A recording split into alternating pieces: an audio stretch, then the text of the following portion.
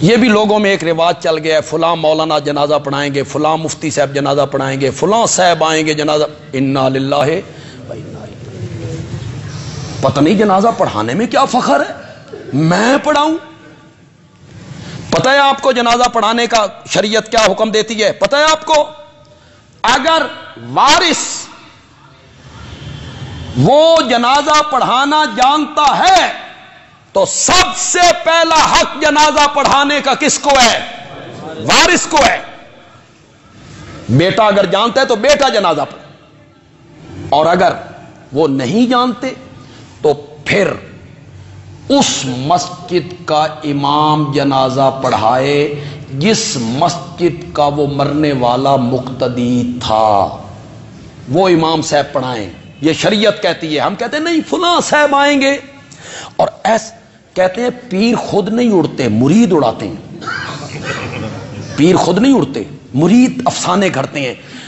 او فلانے مفتی صاحب نے نا جی او جنازہ پڑھا دیں تے میت بخشی گئی کہ ہاں بندے خوش ہیں. ہاں میرے باپ کا جنازہ جی اگر جنازے نال ہی بخشیا جائے، فلاں مفتی صاحب پڑھائیں تو بخشا جائے گا. تمہیں اس پر اعتبار آ گیا اور اس بات پر اعتبار نہیں آیا کہ میرے آقا نے فرمایا تھا کہ میرے امتی کے میت پر مرنے والے پر 40 مومن جنازے میں کھڑے ہو کر اگر مغفرت کی سفارش کر دیں، میں ان کی سفارش کو قبول کر کے اس میت کو معاف کر دیا کرتا ہوں. یہ تو میرے نبی کا فرمان ہے. فلاں پڑھائیں گے تو بخشا جائے گا. عام مومن بھی اس کے لیے سفارش کر رہے ہیں، اللہم اغفر لحینا. پھر وہ میت سامنے.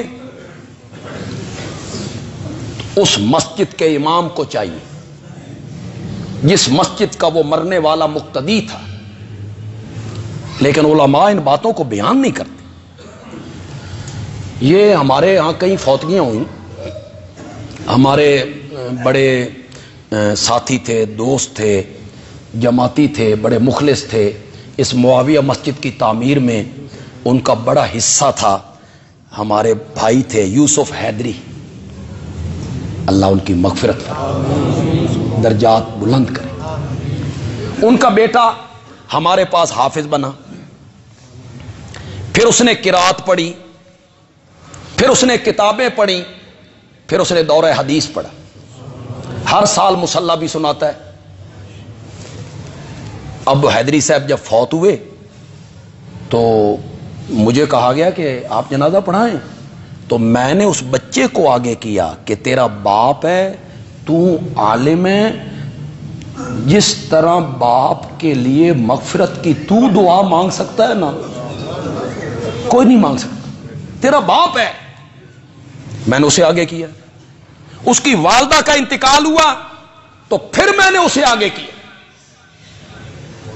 حالانکہ وہ ہمارا شاگرد ہے. ہم نے اس کے پیچھے کھڑے ہو کے جنازہ پڑھ لی، اپنے شاگرد کے پیچھے کھڑے ہو کر. تو ہم نے تو شریعت کے حکم پہ عمل کیا. اس میں کوئی ہماری توہین ہو گئی؟ نہیں، ہم نے شریعت کے حکم پہ عمل کیا.